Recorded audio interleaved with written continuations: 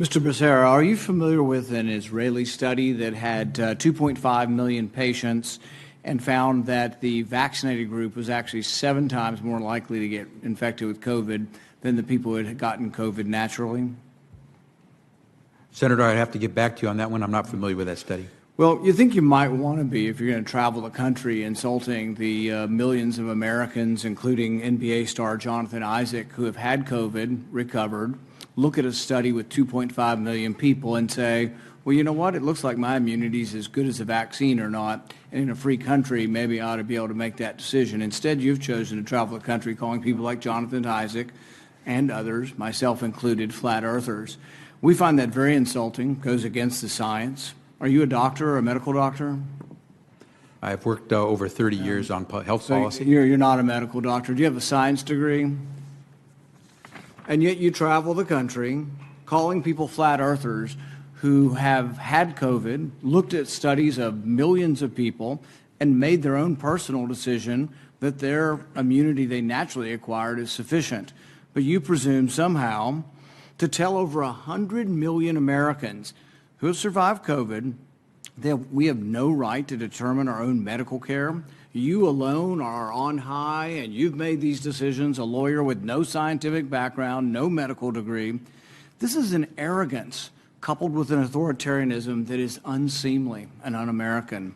You, sir, are the one ignoring the science. The vast preponderance of scientific studies, dozens and dozens, show robust, long-lasting immunity after COVID infection. Even the CDC does not recommend measles vaccine if you have measles immunity. The same was true for smallpox. But you ignore history and science to shame the flat earthers, as you call them. You should be ashamed of yourself and apologize to the American people for being dishonest about naturally acquired immunity. You want more people to choose vaccination? So do I. You want to lessen vaccine hesitancy? So do I. You want to have that happen? Quit lying to people about naturally acquired immunity. Quit lording it over people, acting as if these people are deplorable and unwashed. Try persuasion instead of government cudgels. Try humility instead of arrogance. Try freedom instead of coercion. But most of all, try understanding that there's no more basic medical right than deciding what we inject into our bodies. Today, after hearing that millions of people in a study show without a doubt that there's a great deal of immunity from getting it naturally, do you want to apologize to the 100 million Americans who suffered through COVID, survived, have immunity, and yet you want to hold them down and vaccinate them? Do you want to apologize for calling those people flat earthers? Senator, I appreciate your question and appreciate that everyone has their opinion. We follow the facts and the science at HHS. We use the expertise of the medical professionals, the scientists at HHS to make decisions. It's a team effort, and we rely on what is on the ground showing us results. Except for the dozens and dozens of studies. In fact, most, if not all of the studies show robust immunity from getting the disease naturally. The CDC says if you've had measles and have immunity, you don't have to be vaccinated. The same was true of smallpox. You're selectively doing this because you want us to submit to your will.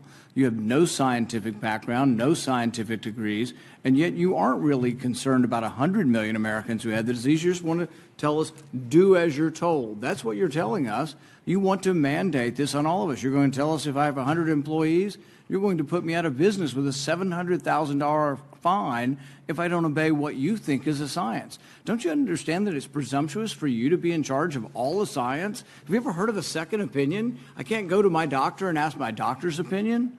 I mean, this is incredibly arrogant, combined with this authoritarian nature that you think, well, we'll just tell all of America to do what I say, and they better, or we'll fine them, or put them in jail, or not let them go to school, or not let them travel. The science is against you on this. The science is clear. Naturally acquired immunity is as good as a vaccine. The Israel study actually showing it better. This isn't an argument against the vaccine, but it's an argument for letting people make a decision who already have immunity. You're not willing to consider natural immunity? Senator, our team has reviewed every study that's out there on COVID, whether it's from Israel, from the U.S., or wherever else.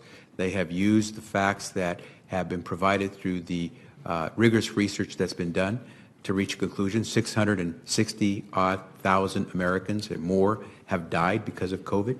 We're trying to do everything we can to save as many as possible. We're using the facts, we're following the science, and following the law. Nobody's arguing the severity of this, but you are completely ignoring the science on natural immunity. So's Fauci, so's the whole group. You're just ignoring it because you want submission. You want everybody just to submit to your will, do as you're told, despite the evidence, the large body of scientific evidence that says naturally acquired immunity does work, is an important part of how we're all going to recover from this. So's the vaccine. But when you add them together, we're at a much different place than if you ignore them. 100 million Americans, by conservative CDC estimates, have had the disease. 200 million or more now have been vaccinated. It's a good thing. Combined together, it's how the disease is. Nobody wants to get the disease. We're not advising anybody to get the disease. But if you were unlucky enough to get it, think of the nurses and doctors and orderlies who all bravely took care of COVID patients. There was no vaccine for a year and a half. They took care of people, risked their lives. They got it, survived, and now people like you are arrogant enough to say, you can no longer work in the hospital because you've already had the disease. We're going to force you to take a vaccine that the science does not prove is better than naturally acquired. That's an arrogance that should be chastened.